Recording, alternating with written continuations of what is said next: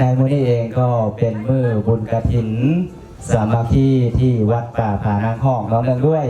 การจำพรรษาในปีนี้หลังจากที่เขาพรรษาเป็นที่เรียบร้อยแล้วมีศรัทธาญาติโยมเรามาปักกฐินที่วัดป่าผานางห้องเนาะก็จะมีญาติโยมที่มาปักมีครอบครัวขอสายแม่สายดวงสวรรค์แล้วก็ครอบครัวทานคำสิงห์นางบัวลองครอบครัวแม่ไก่ทานคำนุ่นครอบครัวนางคำสอนอุดมสิงห์แล้วก็ครอบครัวพอออกหมั่นนางแหลมเนาะอาจจะรวมทั้งหลายได้มาปักกฐินจนเลยมาฮอดมื้อนี้เนาะซึ่งเป็นมื้อวันที่4เดือน11 2025เป็นมื้อตั้งเนาะถือว่าเป็นมื้อโฮมในมื้อนี้เองก็จะเตรียมสถานที่เป็นที่เรียบร้อยแล้วหลังจากนี้ต่อไปก็ในเวลา6 โมงแรงเนาะ6 โมงแรงก็จะเป็นการเข้าโฮมสุปริตะมงคลหลังจากนั้นก็จะฟังพระธรรมเทศนาจากครูบาอาจารย์พอฟังพระธรรมเทศนาเรียบร้อยแล้วก็คารวะหับพรญาณบุญส่วนบุญส่วนกุศลแล้วก็พักเบรกเข้าห้องน้ำห้องท่าดื่มน้ำปานะแล้วจากนั้นมาต่อรอบ2ก็คือการสนทนาธรรมโดยญาติโยมก็สามารถคอมเมนต์มาได้ในไลฟ์เพจพระมหาเมตตาหรือญาติโยมที่มาร่วมเนี่ยก็ถามกันได้เนาะสำหรับญาติโยมที่ไม่ได้มาก็เบิ่งทางโซเชียลทาง Facebook ต่างๆเนาะสมควรแก่เวลาเขาก็จะได้พักผ่อนแต่มื้ออื่นวันที่5 เดือน11 2025ในช่วงเช้าเวลา7 โมงก็จะมีการตักบาตรถวายทานแด่คณะสงฆ์พ่อแม่ครูบาอาจารย์ที่มาร่วมหลังจากที่ตักบาตรแล้วพระสงฆ์สามเณรก็จะได้พิจารณาภัตตาหารศรัทธาญาติโยมก็รับประทานอาหารพอเสร็จภารกิจแล้วเขาก็จะได้นำกองกฐินหรือว่าผ้ากฐินนี่แห่อ้อมพระพุทธรูปใหญ่พระเจ้าทันใจอยู่ด้านหลังนี่เนาะหลังจากที่แห่อ้อมครบ3 รอบแล้วก็นำเข้าไปสู่อารามเข้าสู่พิธีในการทอดถวายผ้ากฐินหลังจากนั้นก็รับพรจากคณะสงฆ์แล้วพระสงฆ์ก็จะพิจารณาภัตตาหารเพลญาติโยมก็รับประทานอาหารก็ถือว่าสำเร็จเสร็จสิ้นพิธีเนาะในการทอดกฐินสามัคคีประจำปี 2025ที่วัดป่าผานางห้องแห่งนี้ดังนั้นจึงเชิญเจริญพรญาติโยมทั้งหลายที่ได้เห็นแล้วก็ได้ร่วมอนุโมทนาสาธุการต่างๆเนาะอาจจะบ่ได้มาอาจจะเห็นในโซเชียลเห็นต่างๆก็น้อมใจอนุโมทนาสาธุบุญกุศลนำเจ้าภาพเจ้าศรัทธานำพ่อแม่ครูบาอาจารย์เด้อเจริญพร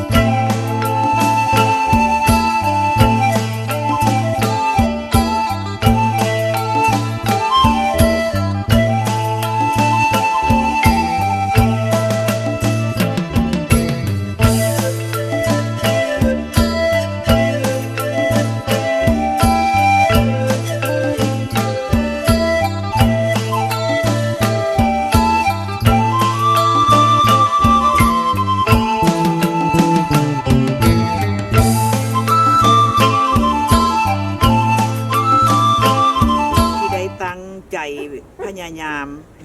เตะเข้าพรรษาในปีนี้ได้สักส่วนน้องนุ่งพร้อมด้วยหมู่คู่สร้างบุญกฐินถวายที่วัดป่าผานางห้อง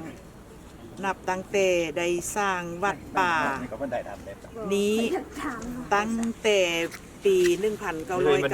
1995 จนถึงปัจจุบัน 2025ครบรอบ30 ปีจึงได้มีบุญกฐินขึ้นเป็นประวัติศาสตร์ให้แก่พ่อแม่พี่น้องชาวเมืองคำเกิด ได้สละเวลาและวัตถุสิ่งของมาร่วมทำบุญในงานนี้ก็เป็นอันที่เพิ่งพอใจที่พาลูกแล้วก็ลูกจั่วลูกเนนมาตกแต่งงานบุญนี้ให้โยมพ่อโยมแม่โยมพ่อออกอายออกเอื้อยแล้วก็เป็นอันที่จบงามโยมแม่ต่างหน้าให้มดทุกคนที่มาร่วมบุญกฐินนี้ให้ได้อานิสงส์บุญคำนำสู่ ไม่แบบปากไก่ อยู่เย็นเป็นสุขมีความเจริญรุ่งเรืองบ่ให้เจ็บบ่ให้ไข้ให้มีอายุวันนะสุขขังพลังลงนุ่นมั่นยืนตลอดไปด้วยเถิดอีกครั้งหนึ่งเนาะอีกเทื่อหนึ่งอีกแลที่ว่า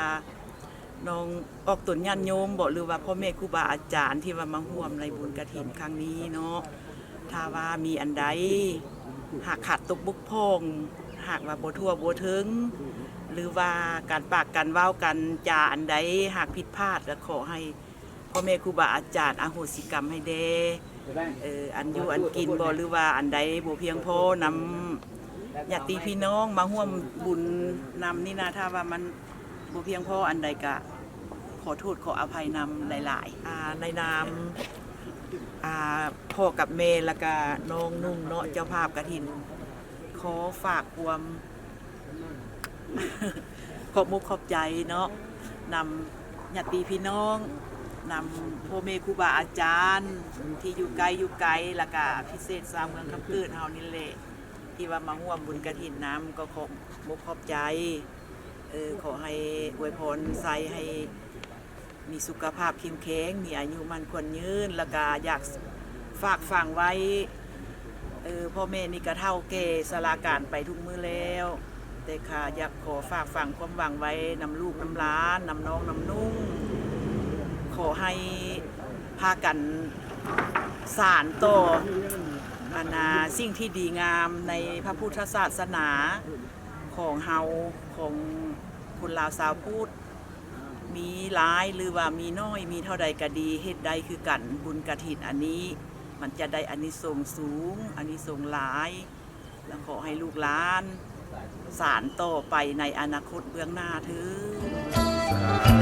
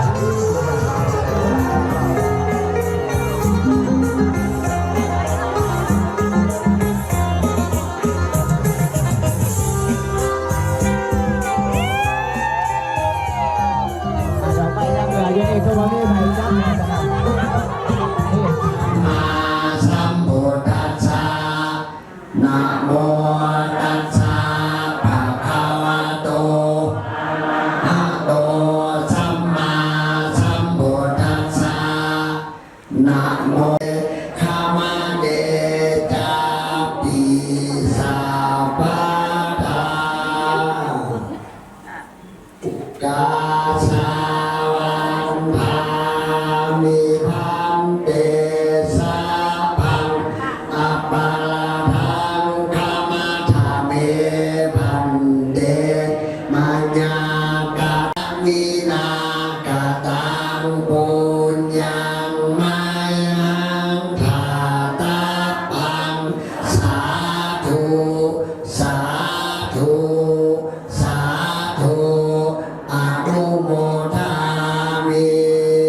เขติภูมมาจะยันตุเทวาสลัตตวิสเมยคาคันธปานาคาติสันตาสันติเกยัง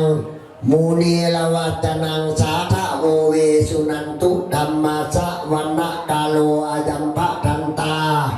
สุนันตุธัมมาสะวันนะกาโลอายัมภะทันตาโอกาสาโออัญญายังอยู่ในทิศทางมวลอันอยู่ในสักกามะวัดจรสนามิ มุสาวาทาเวรมณีสิกขาปะทังสมาธิยามิ สาวาทาเวรมณีอนุโมทนาสามทุติยมปีอัฏฐตังพันเตสังคัสสะกะทินังธัมมิโกกะทินัตถาโรอนุโมทนาพร้อมใจกันเหตุกันทิ้ง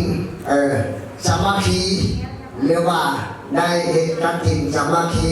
ดังนั้นขอแจ้งให้บรรดาญาติพี่น้องทุกทั่วหน้าทุกข้างทุกคนจงพร้อมใจกัน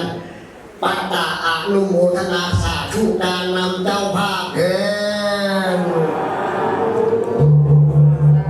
เนาะเอาภาษาลาวเอาเลยเอาวันมาเอาวางนามปกติมานี่นะเอาขึ้นถึงวางนามปกติเด้อภาวะโตอะระหะโตสัมมาสัมพุทธัสสะพวกเราทั้งหลายได้พร้อมใจกันมีเครื่องของพร้อมด้วยปัจจัยมาให้เป็นทางโดยได้มาด้วยความบริสุทธิ์ขอบูชาพระพุทธองค์ต่อพระนิพพานขอให้เป็นทานแก้ว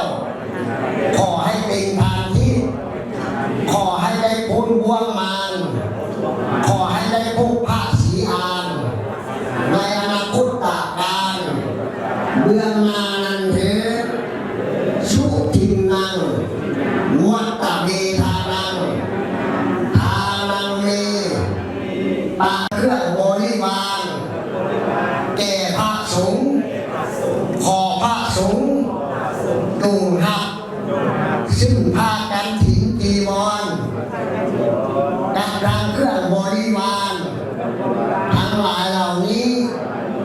ของพวกขน้อยทั้งหลายคันทับแล้วจุงกาลานกันถิ่นนี้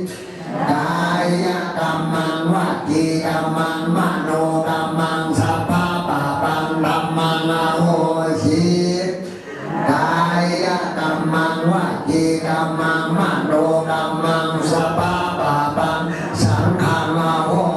สิเอาพร้อมใจกันน้อมใจเพื่อขีดในวันนี้เด้อเอาเพื่อขีดในวันนี้เด้อพร้อมใจกันเด้อให้ลงไปเด้อขีดมาเด้อสาธุสาธุสาธุปะไม่ให้คนนั้นได้แล้วจับทำมันก็หมดจับ ครอบครัวแม่คำสอนลงสิงห์ครอบครัวพ่อคำนุ่นแม่ดูจันทร์หลวงคุ้มคำผู้ประกอบไปด้วยศรัทธาอุตสาหะพร้อมเพียงกันนำมาถวายแด่พระภิกขุสงฆ์ผู้จักพรรษาทวนไตรมาสในวันนี้ผ้ากฐินทานเป็นของบริสุทธิ์ลุดเลื่อนลอยมาโดยนักพระอากาศแล้วตกลงในที่ประสงค์สงฆ์บ่ได้จับพอเจ้าโยว่าเป็นของพระภิกขุผู้ใดผู้หนึ่ง มีผู้ใด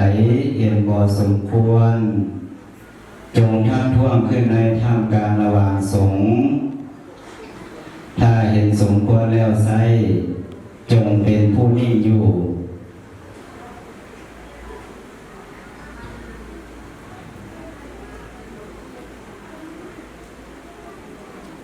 บัดนี้พระสงฆ์ทั้งปวงเป็นผู้นิ่งอยู่